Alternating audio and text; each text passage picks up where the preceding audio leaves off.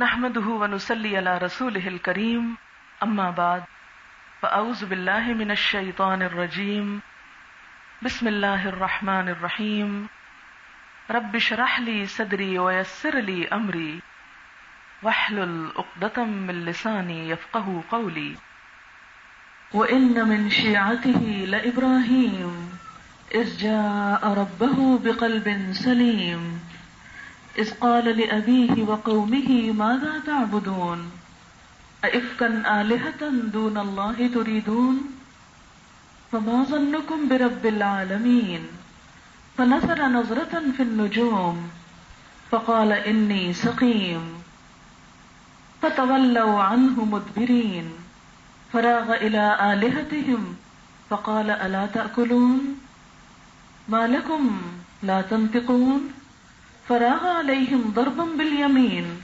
فأقبلوا إليه يزفون قال أتعبدون ما تنحتون والله خلقكم وما تعملون قالوا ابنوا له بنيانا فألقوه في الجحيم فأرادوا به كيدا فجعلناهم الأسفلين وقال إني ذاهب إلى ربي سيهدين رب هب لي من الصالحين فبشرناه بغلام حليم فلما بلغ معه السعي قال يا بني إني أرى في المنام أني أذبحك فانظر ماذا ترى قال يا أبت افعل ما تؤمر ستجدني إن شاء الله من الصابرين فلما أسلما وتله للجبين وناديناه أن يا إبراهيم قد صدقت الرؤيا إنا كذلك نجزي المحسنين إن هذا لهو البلاء المبين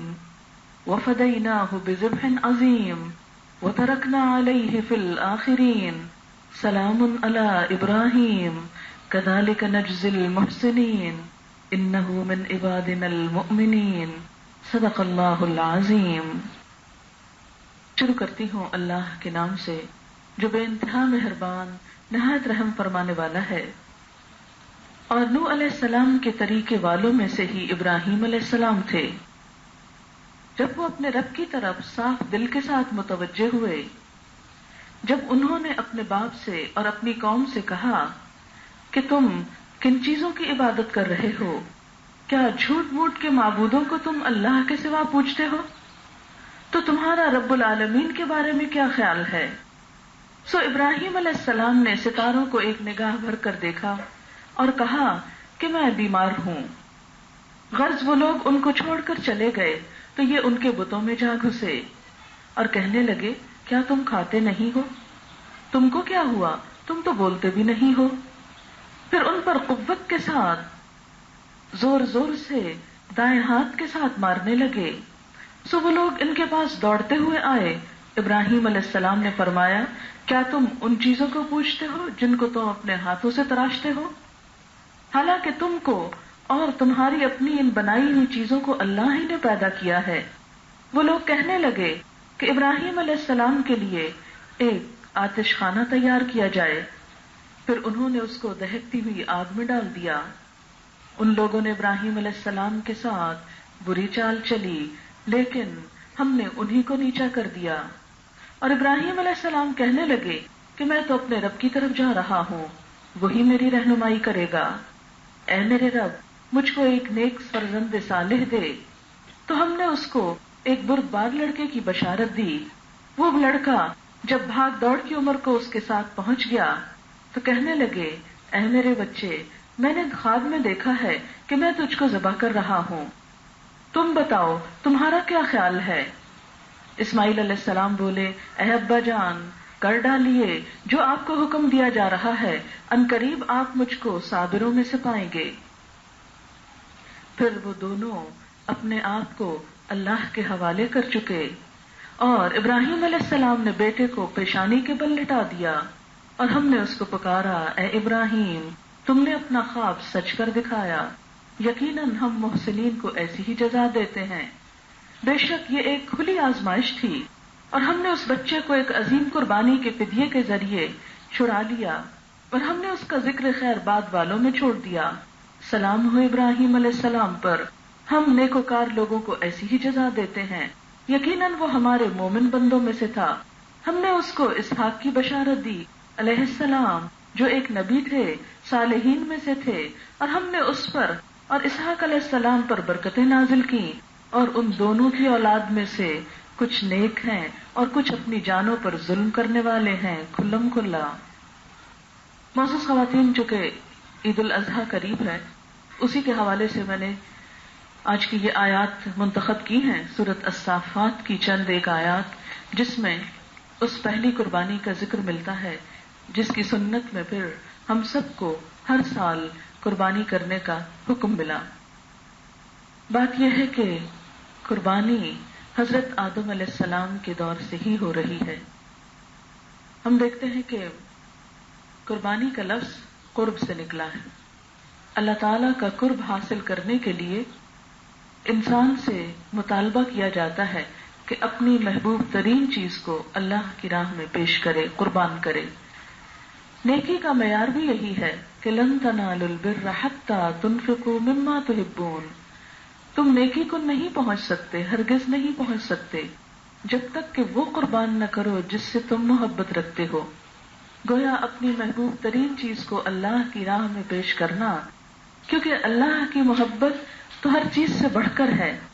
قرآن پاک میں ایمان والوں کی صفت یہ بتائی گئی ہے، والذین آمنوا اشد حبا للہ، کہ وہ لوگ جو ایمان لائے اللہ کی محبت میں سب سے زیادہ سخت ہوتے ہیں، یعنی ہر چیز کی محبت سے بڑھ کر اللہ کی محبت ان کے دل پہ چھائی ہوئی ہوتی ہے۔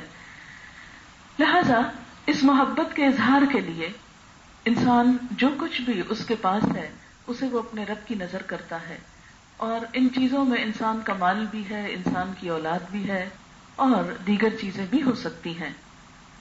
جب کوئی شخص ایمان کا دعویٰ کرتا ہے تو اللہ تعالیٰ آزما کر دیکھتا ہے کیا میرا بندہ میری خاطر، میری محبت کے لیے اپنی عزیز ترین چیز قربان کر سکتا ہے۔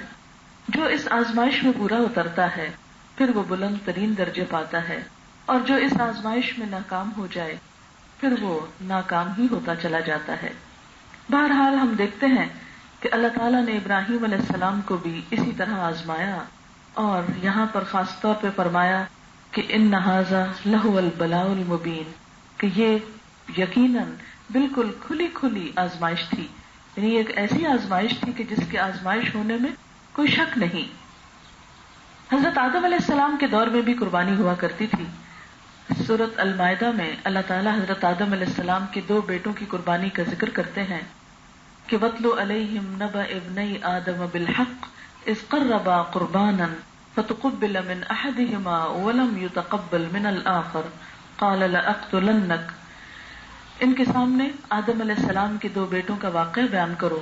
جب ان دونوں نے قربانی کی تو ان میں سے ایک کی قربانی کو قبول کر لیا گیا اور دوسرے کی قربانی کو قبول نہ کیا گیا۔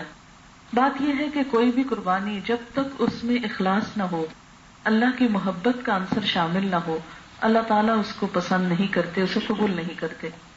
یہ قربانی دراصل ایک تحفہ ہوتا ہے، جیسے محبت کے اظہار کے لیے کوئی تحفہ دیا جاتا ہے، بالکل اسی طرح اللہ تعالیٰ سے محبت کے اظہار کے لیے انسان جانور قربان کرتا ہے۔ خواہ جانور قربان کر رہے یا پھر وہ کوئی مال خرچ کرے یا کوئی بھی اور چیز دے۔ تو بات یہ ہے کہ انسان جب بھی کوئی چیز اللہ کے راستے میں دیتا ہے تو وہ صرف چیز کو نہیں دیکھتا، وہ اس کے پیچھے دل بھی دیکھتا ہے۔ اچھا، جب ہم انسانوں کو کچھ دیتے ہیں تو بظاہر ہم بسا اوقات بہت سجا کر، بنا کر، بہت خوبصورت طریقے سے کوئی چیز پیش کرتے ہیں، لیکن اس کے پیچھے ہمارے دل کے جذبات نہیں بھی ہوتے، یا بعض اوقات اس سے بھی زیادہ ہوتے ہیں جو کچھ ہم دے رہے ہوتے ہیں۔ لیکن انسانوں کے دل کے حال کو نہیں جانتے کہ کون کس دل سے دے رہا ہے۔ اب دیکھیے کہ ہمارے ہاں جو شادی بیاہ کے موقع پر یا دیگر مواقع پر جو لین دین کی رسمیں ہیں، تو اس میں آپ دیکھیے کہ ابتدا تو بہت اچھے جذبوں کے ساتھ ہوئی تھی، جتنی بھی رسمیں ہیں ان میں ابتدا میں تو خوشی خوشی سب کچھ کیا گیا، لیکن آہستہ آہستہ وہ سب کچھ ایک بوجھ بنتا گیا۔ اور اب آپ دیکھیے کہ ایسے بہت سے مواقع پر جو کچھ دیا جاتا ہے وہ ایک بوجھ سمجھ کر دیا جاتا ہے اور ایک مصیبت سمجھ کر دیا جاتا ہے، اس کے پیچھے دل کے جذبات اور محبت کے جذبات کم ہی رہ گئے ہیں۔ مثال کے طور پر آپ دیکھیے کہ جہیز بھی اصل میں کیا ہے؟ اصل میں تو ماں باپ کی طرف سے ایک تحفہ ہے اپنے بچوں کے لیے، لیکن اب آپ دیکھیے کہ وہ اس تحفے نے کیا شکل اختیار کر لی ہے اور اس کے ساتھ کیا جذبات وابستہ ہو گئے ہیں، اور بسا اوقات ایک مصیبت کے مارے اور ایک مجبوری کے مارے یہ سب کچھ کیا جاتا ہے، جبکہ پیرنٹس افورڈ نہیں کر سکتے۔ انسانوں کے مابین بھی محبت بڑھانے کے لیے تحفہ دینے کا حکم ہے، لیکن خاص طور پر اللہ کی راہ میں کچھ نظر کرنا، اللہ کے راستے میں کچھ قربان کرنا، اللہ تعالیٰ کو کچھ تحفہ پیش کرنا، یہ قربانی کی اصل روح یہی ہے کہ اس کی راہ میں انسان اپنی بہترین چیز پیش کرے۔ اب اللہ تعالیٰ کی راہ میں صرف بہترین چیز یہ نہیں کہ ایک بظاہر بہت اچھی کوئی چیز نظر آ رہی ہے تو اللہ تعالیٰ اس پہ خوش ہو جائیں گے، نہیں۔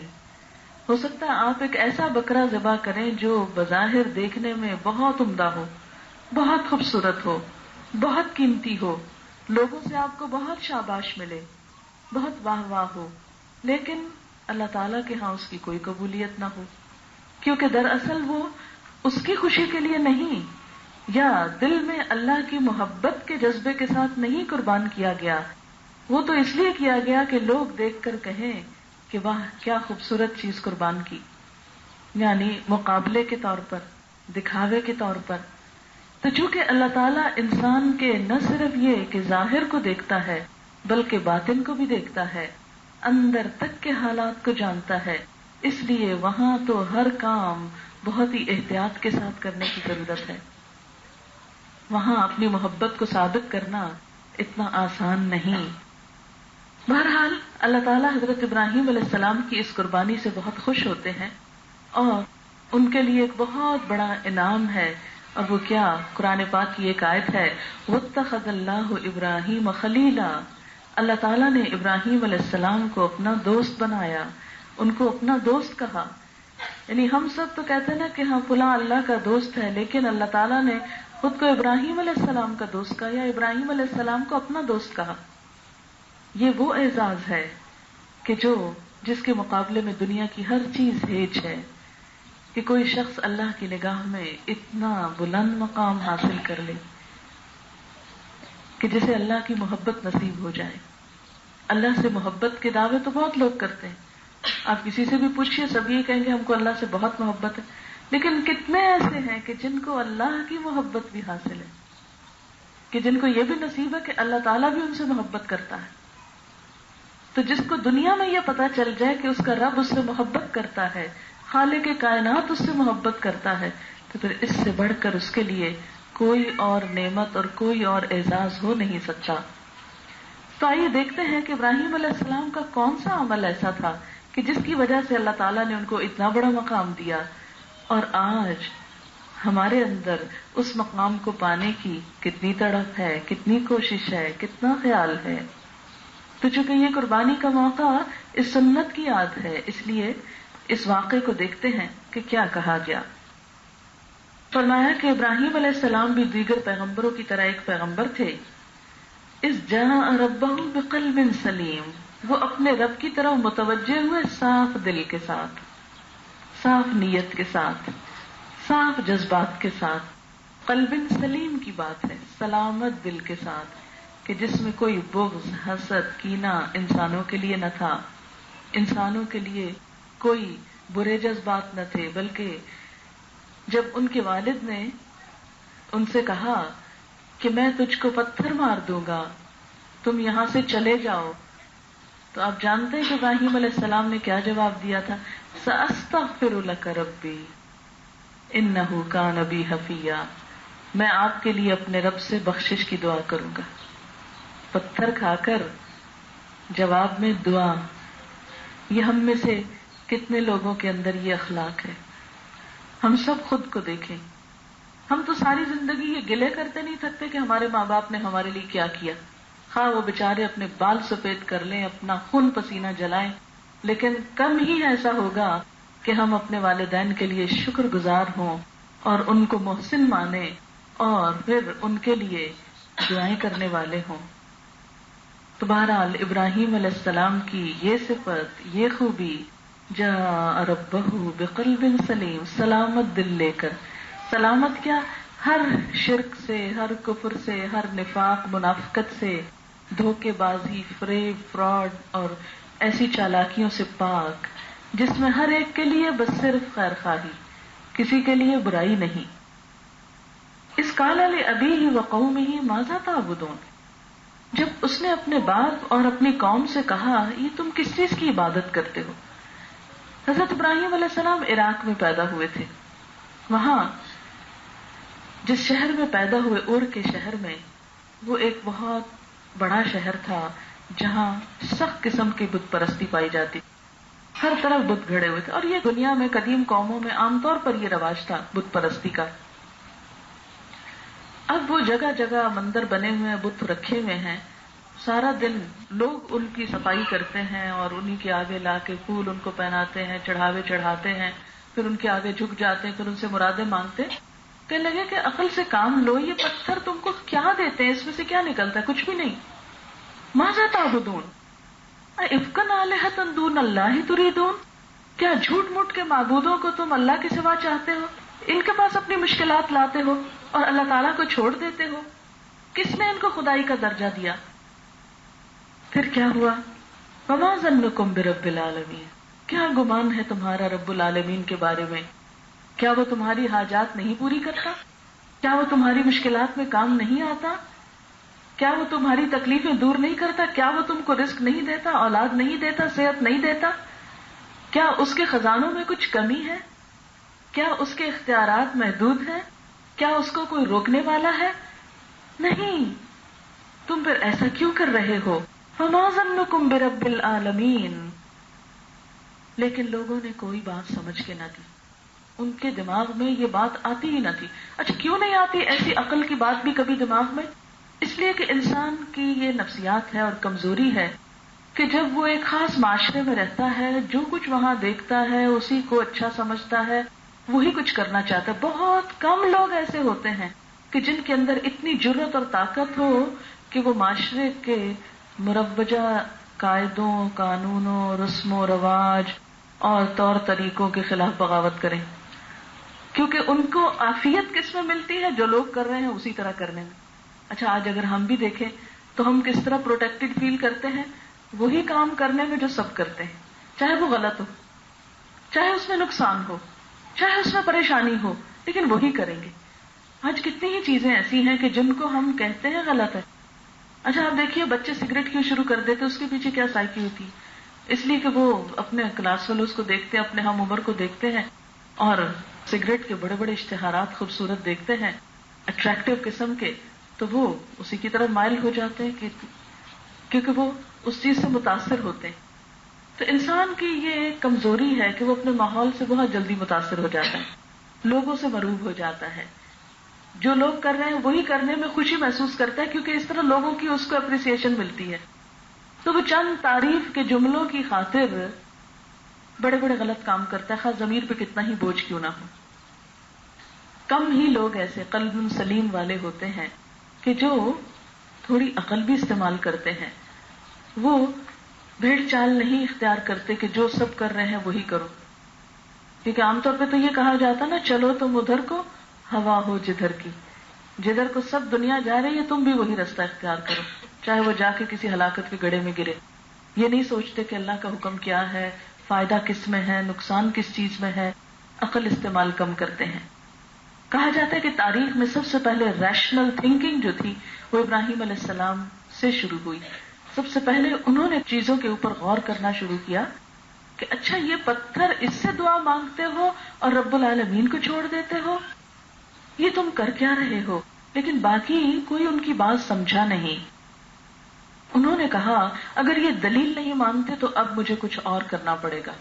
بالکل ایسے نا جیسے آپ اپنے بچے کو پہلے سمجھاتے ہیں دلیل دیتے ہیں سب کچھ، لیکن جب وہ نہیں مانتا پھر ایک دن آپ جوتا اٹھا لیتے ہیں، اب میں اس طرح بناؤں گا تم کو. ہوا یہ کہ ابراہیم علیہ السلام سوچتے رہے کہ کس طرح ان کو میں سمجھاؤں. انہوں نے پروگرام یہ بنایا کہ ان بتوں کو توڑا جائے. جب یہ ٹوٹیں گے اور وہ اپنے آپ کو نہیں بچا سکیں گے تو شاید لوگوں کو ہوش آئے اور وہ اتنی بڑی گمراہی سے نکل آئے. یہ بہت بڑی درجے کی گمراہی ہے ان بتوں کو پوجنا.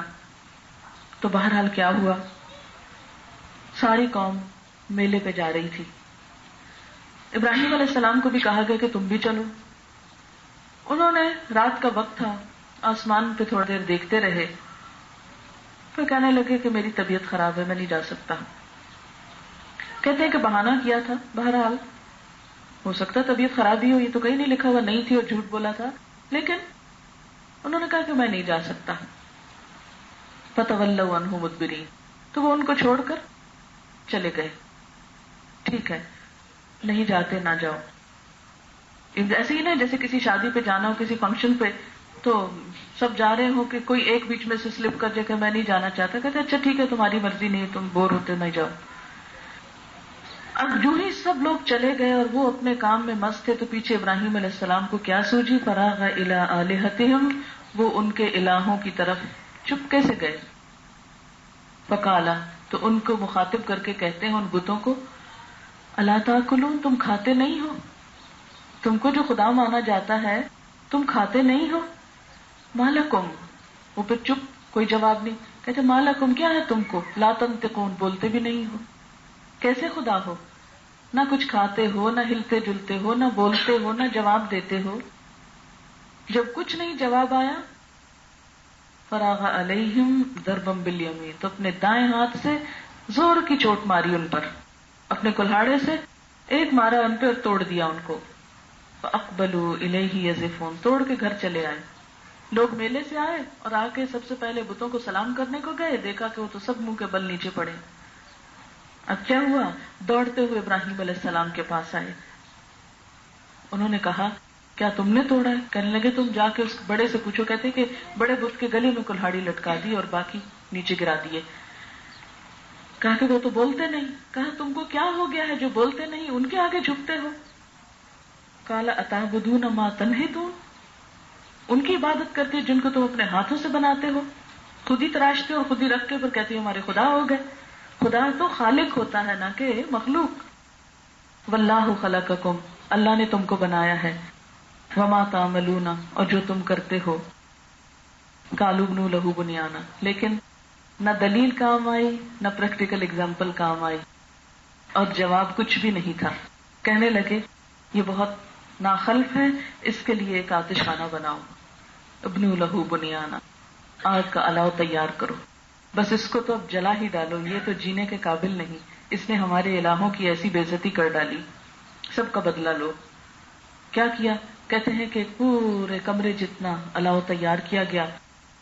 روایات میں آتا ہے کہ ابراہیم علیہ السلام کا باپ بھی ان لوگوں میں شامل تھا جو لکڑیاں ڈھو ڈھو کے لا رہے تھے. ساری قوم لکڑیاں چننے لگ گئی کہ بہت بڑی آگ تیار کر کے اس میں ڈالا جائے. کس لیے؟ تاکہ مزہ چکھے کہ کس طرح ہمارے بتوں کی بے عزتی کی جاتی ہے. بہرحال وہ سب کچھ کر چکے. فَأَلْقُوهُ فِي الْجَحِيمِ، تو انہوں نے اس کو الاؤ میں جھونک دیا. جو ہی وہ اس میں پھینکے گئے، قُلْنَا يَا نَارُ كُونِي بَرْدًا وَسَلَامًا عَلَىٰ إِبْرَاهِيمَ، ہم نے کہا اے آگ ٹھنڈی ہو جا اور ابراہیم پر سلامتی ہو. اللہ نے اپنے دوست کو یوں بچایا. یہ ایک حیرت انگیز بات تھی کہ ایک انسان کے اوپر آگ اثر نہ کرے، اور آگ بھی سب سے بڑی، جتنی وہ جلا سکتے تھے اتنی جلائی. تھوڑی دیر کے لیے وہ ٹھٹکے کہ یہ کیا ہوا، ابراہیم سلامت نکل آیا، یہ کوئی معجزہ ہو سکتا ہے.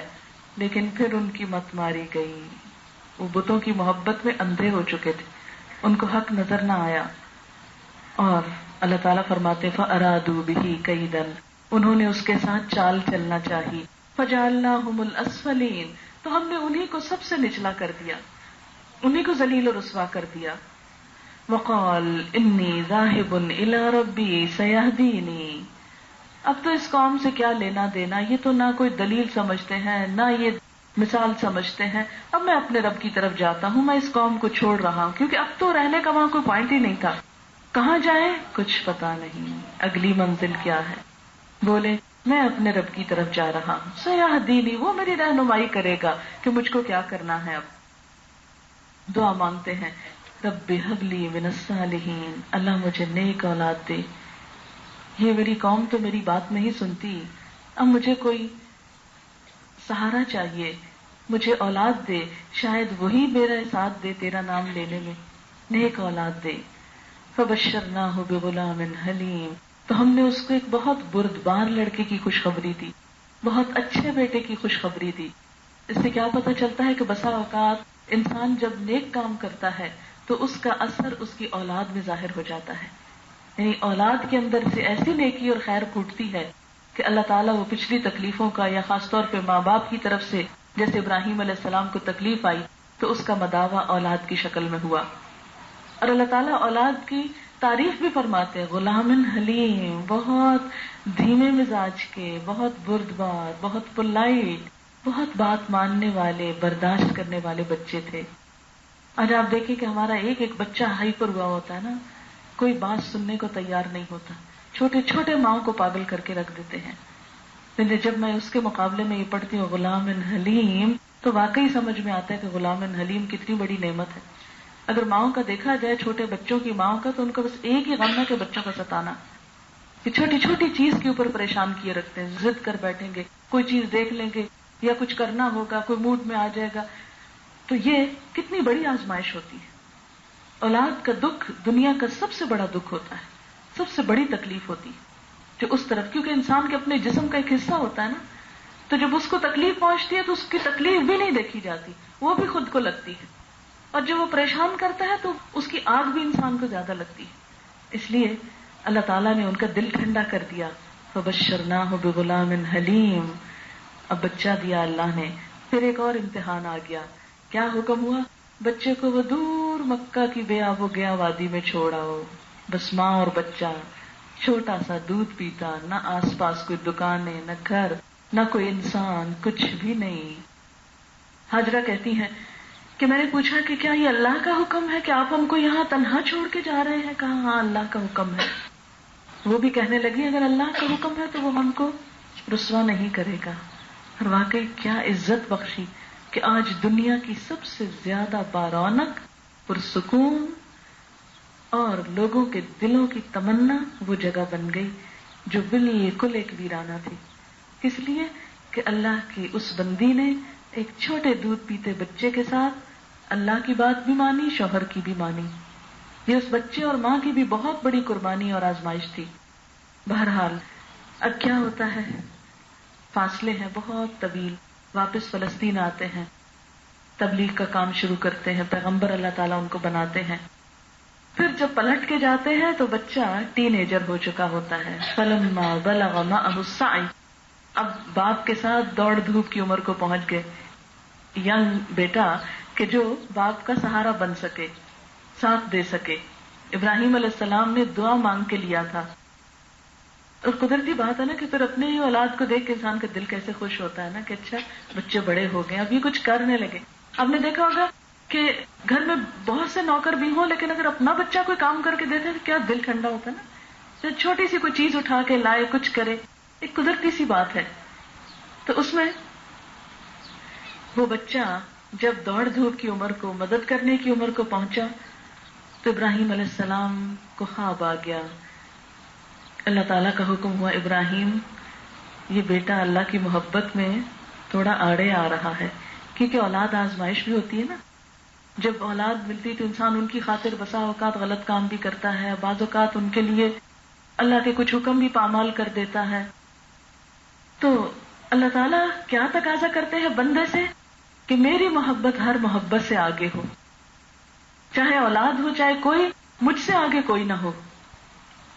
اب کیا ہوا، ابراہیم علیہ السلام اس بچے کو خواب میں دیکھتے ہیں کہ ذبح کر رہے ہیں۔ جب اٹھتے ہیں تو پتہ چلتا ہے کہ خواب ہے، بیٹے سے ذکر کرتے ہیں بیٹا میں نے خواب میں دیکھا ہے تجھے ذبح کر رہا ہوں۔ پھر بیٹا بھی کیسا، غلام حلیم۔ کہتے ہیں فانظر ماذا ترى، بیٹے دیکھو تم کیا کہتے ہو، امپوز نہیں کیا، بتاؤ کیا کہتے ہو۔ قال یا ابت افعل ما تؤمر، کہا ابا جان جو حکم ملا ہے کر ڈالیے۔ ستجدنی انشاءاللہ من الصابرین، آپ مجھے صابروں میں سے پائیں گے، میں آپ کے ساتھ تعاون کروں گا، کوئی شکایت نہیں کروں گا۔ فلما اسلما، پھر وہ جب دونوں ہی اپنے آپ کو اللہ کے حوالے کر چکے، دونوں نے اللہ کی بات مان لی، وَتَلَّهُ لِلْجَبِينِ، اور بچے کو پیشانی کے بل لٹا دیا، وَنَادَيْنَاهُ أَن يَا إِبْرَاهِيمُ، اور ہم نے اس کو پکارا، اے ابراہیم، قد صدقت الرؤیا، تو نے خواب سچ کر دکھایا، میں نے تو خواب میں تجھ کو دکھایا کر تو نے حقیقت بنا دی یہ بات، انا کذالک نجزی المحسنین، بے شک ہم نیکوکار لوگوں کو ایسی ہی جزا دیتے ہیں، ان ھذا لہو البلاء المبین، یقیناً یہ سری آزمائش تھی، کھلی کھلی آزمائش تھی، وفدیناہ بذبح عظیم، اور ہم نے اس بچے کو چھڑا لیا ایک قربانی کے ذریعے۔ کہتے ہیں کہ جبرائیل علیہ السلام نے اس کی جگہ ایک مینڈھا لا رکھا، ابراہیم علیہ السلام نے آنکھوں پہ پٹی باندھ کے بیٹے کے گلے پہ چھری رکھی تھی، جب آنکھ پٹی کھولی تو دیکھا کہ اس کی بجائے ایک مینڈھا ذبح ہوا پڑا ہے اور بیٹا پاس کھڑا ہے۔ وَتَرَكْنَا عَلَيْهِ فِي الْآخِرِينَ، ہم نے اس کا ذکر خیر، اس کی شہرت بعد کی نسلوں میں باقی رکھ دی کہ وہ نام کبھی ختم نہ ہو۔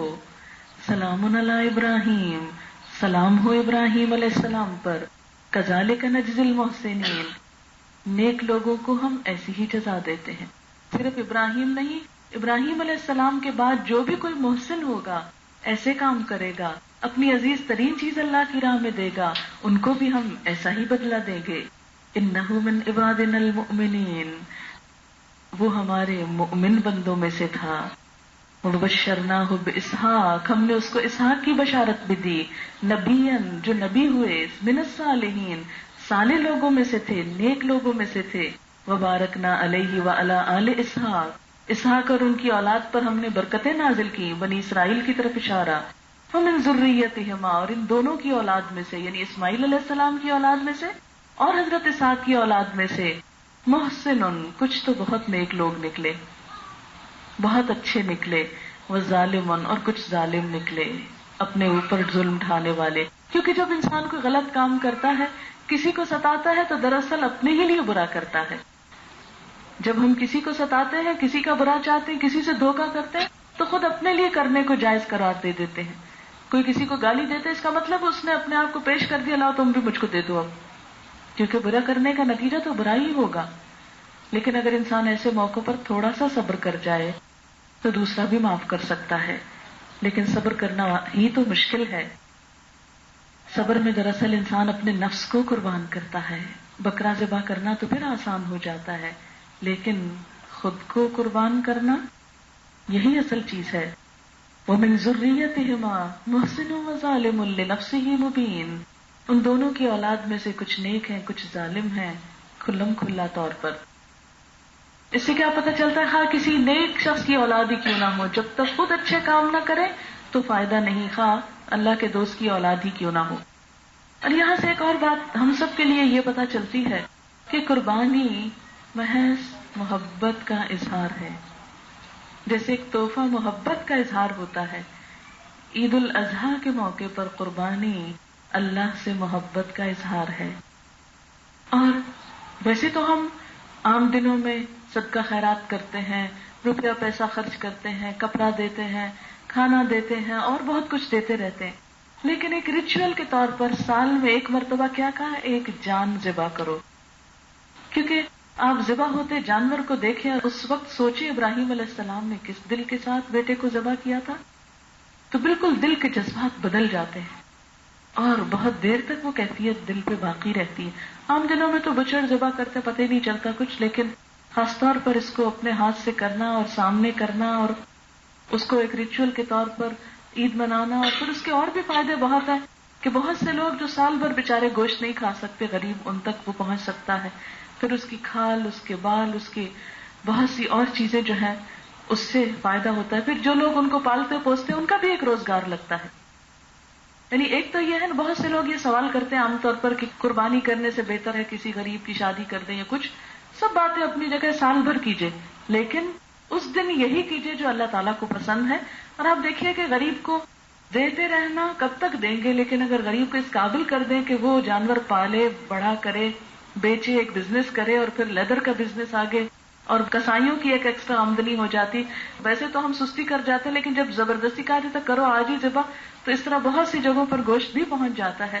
بہت سے لوگ اس کو پرزرو کر لیتے ہیں، اور اس طرح ایک پورے معاشرے کے اندر ایک یونٹی بھی پیدا ہوتی ہے، جو خالی اگر کسی کو پیسے دے کر وہ فیلنگ نہیں آتی. تو قربانی جو ہے یہ کئی مقاصد کے لیے ہے، اللہ کے دوست کی یاد تازہ کرنے کے لیے، اپنی محبت کی تجدید کرنے کے لیے. اب دیکھیے ویلنٹائن ڈے ہم کتنے شوق سے منانے لگ گئے، اور اس میں محبت کے اظہار کے لیے ہزاروں روپے کے پھول جو ہیں وہ دیتے ہیں، اور کوئی نہیں کہتا غریبوں کو دو. لیکن جب بکرا ذبح کرنے کی بات آتی ہے سب غریب یاد آ جاتے ہیں، حالانکہ وہ گوشت بھی کون سب خود کھاتے ہیں، غریبوں کو ہی جاتا ہے وہ بھی. تو ایک ریچول جو ہے وہ ریچول ہے، اس کو اپنی مرضی سے تبدیل نہیں کرنا چاہیے. اور اگر ابراہیم علیہ السلام نے خواب دیکھ کر اس حکم کی تعمیل کی تھی، تو ہمیں قرآن کی آیات اور نبی صلی اللہ علیہ وسلم کی سنت کو زندہ کرتے ہوئے اپنی حیثیت کے مطابق اس سنت کو تازہ کرنا چاہیے. اور اس میں نہ تو وہ شرط ہے کہ جیسے زکوٰۃ جس پہ لازم ہوتی ہو، یا مرد یا عورت کوئی بھی کر سکتا ہے، ایون بچوں کی طرف سے بھی کر سکتے ہیں، پورے گھر کی طرف سے ایک کر سکتے ہیں. ڈپینڈ کرتا ہے کہ حیثیت کیا ہے. اور یہ قربانی اصل میں محبت کا تحفہ ہے بس. اور اس میں اگر آپ حدیث کی یا فقہ کی کتابیں پڑھیں تو کہیں جیسے زکوٰۃ کا نصاب ہے یا حج کے لیے استطاعت ہے، ایسی کوئی شرط نہیں رکھی گئی، جس کا دل چاہے کر لے.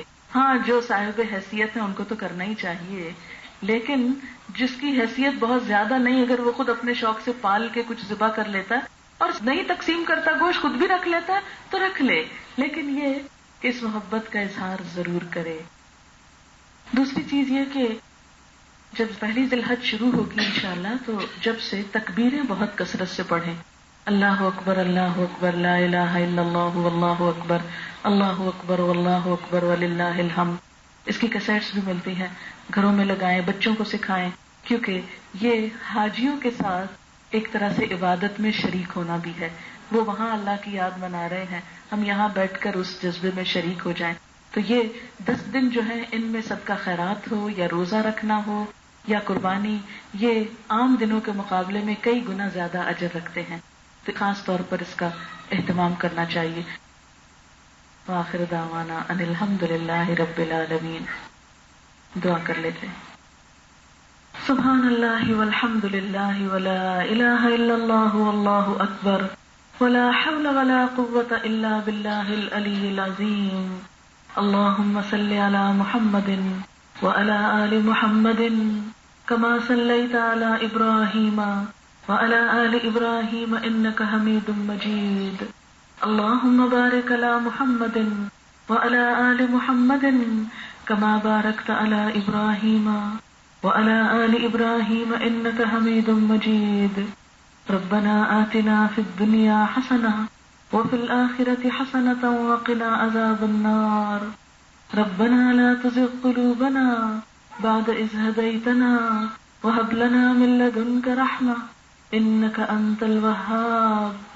ربنا هب لنا من أزواجنا وذرياتنا قرة أعين واجعلنا للمتقين إماما. يا حي يا قيوم برحمتك نستغيث. لا الہ الا اللہ انت الحلیم الکریم. سبحان اللہ رب العرش العظیم والحمد للہ رب العالمین. رب نسألک موجبات رحمتک وعزائم مغفرتک والغنیمة من كل بر والسلامة من كل اسم.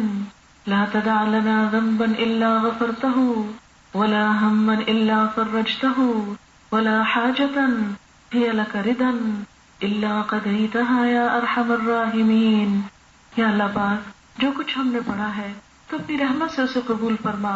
اللہ تعالیٰ جو بات آپ کو پسند آئی ہو ہم سب کو اس پر عمل کی توفیق عطا فرما، اور اگر کوئی بات ہم سے ایسی ہو جو آپ کی پسند کی نہ ہو، یا اللہ ہم سب کو اس سے دور کر دے. یا اللہ تو ہمیں اپنی محبت عطا کر دے. یا اللہ ہم مسلمانوں کو باہم ایک دوسرے کی محبت عطا کر دے. ہم سب کے گھروں میں خیر، عافیت اور محبت ہو، باہم بہترین اخلاق ہو. یا اللہ ہمارے بچوں کو ہماری آنکھوں کی ٹھنڈک کر دے، انہیں دنیا اور آخرت کی بہترین کامیابیاں عطا فرما. ہمارے والدین پر اپنی رحمت فرما. یا اللہ ان کے گناہوں کو معاف کر دینا. ان کے درجات بلند فرمانا. یا اللہ ہمارے تمام عزیزوں، دوستوں، رشتہ داروں کی پریشانیاں دور فرما. یا اللہ تو اس گھر پر اپنی خیر و برکت نازل فرما اور ہم سب کو ان کاموں کی توفیق دے جن سے تو راضی ہو جائے. ربنا تقبل منا. یا اللہ سب بیماروں کو صحت دے، سب دکھی لوگوں کے دکھ دور فرما، سب حاضرین مجلس کی نیک خواہشات کو پورا فرما. ربنا تقبل منا انك انت السميع العليم وتب علينا انك انت التواب الرحيم. وصلى الله تعالى على خير خلقه محمد وعلى آله وأصحابه وأهل بيته أجمعين برحمتك يا أرحم الراحمين. إلهي آمين. سبحانك اللهم وبحمدك نشهد أن لا إله إلا أنت نستغفرك ونتوب إليك. والسلام عليكم ورحمة الله وبركاته.